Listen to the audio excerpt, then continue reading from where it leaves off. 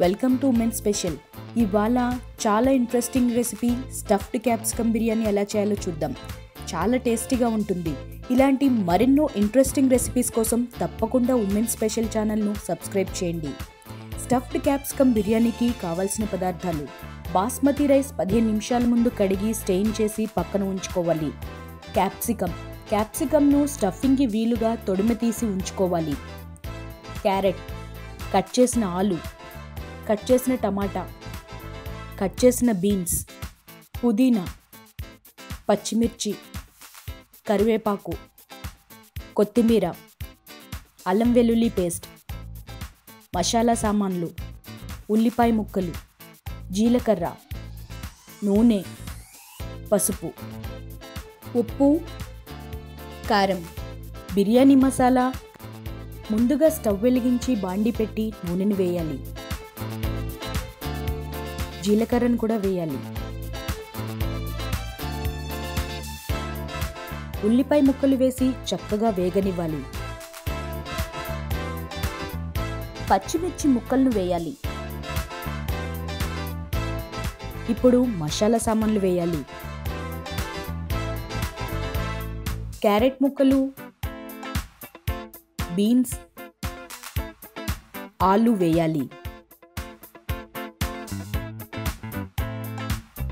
కాసేపు మూత పెట్టి వెజిటబుల్స్ అన్నీ కుక్ చేయాలి. అల్లం వెల్లుల్లి పేస్ట్ను యాడ్ చేయాలి. పసుపును యాడ్ చేయాలి. టమాటా ముక్కలు వేసి తరువాత తగినంత ఉప్పును కూడా వేయాలి. పుదీనా, కొత్తిమీరను వేయాలి. బిర్యానీ మసాలా వేయాలి. కారం వేయాలి. కరివేపాకును కూడా వేయాలి. ఇప్పుడు వెజిటబుల్స్ అన్నీ కుక్ అయ్యేలాగా బాగా సిమ్లో మగ్గనివ్వాలి.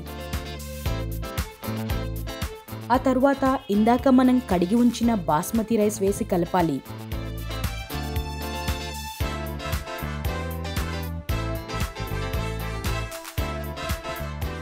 ఈ మిశ్రమం అంతా బాగా కలిసాక బాండీ దించి పక్కన ఉంచుకోవాలి. ఇప్పుడు క్యాప్సికంలో ఈ తయారు చేసుకున్న రైస్ని స్టఫ్ చేయాలి.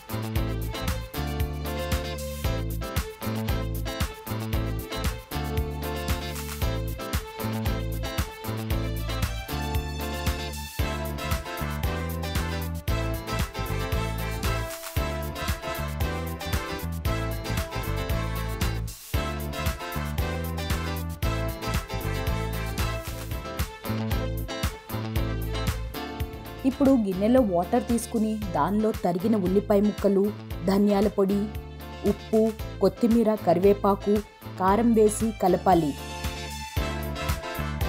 స్టఫ్ చేసుకున్న క్యాప్సికమ్లను కుక్కర్లో పెట్టి ఈ నీటిని ఆ క్యాప్సికమ్స్ మునిగే వరకు పోయాలి.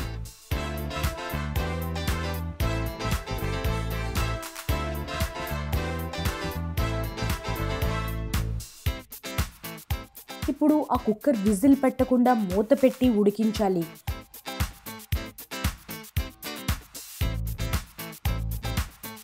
వాటర్ మొత్తం ఎగిరిపోయే వరకు కుక్ చేయాలి. కొంచెం టైం పడుతుంది. అంతే, క్యాప్సికంతో సహా రైస్ అంతా ఉడికిపోతుంది. ఒక్కసారి తింటే మళ్ళీ మళ్ళీ తినాలనిపించేంత టేస్టీగా ఉంటుంది. ఈ రెసిపీ తప్పకుండా ట్రై చేసి మీ అభిప్రాయాన్ని కామెంట్ రూపంలో తెలియచేయండి. Please subscribe women special. ఇలాంటి మరెన్నో ఇంట్రెస్టింగ్ వీడియోస్ కోసం తప్పకుండా మా ఛానల్ని సబ్స్క్రైబ్ చేయండి.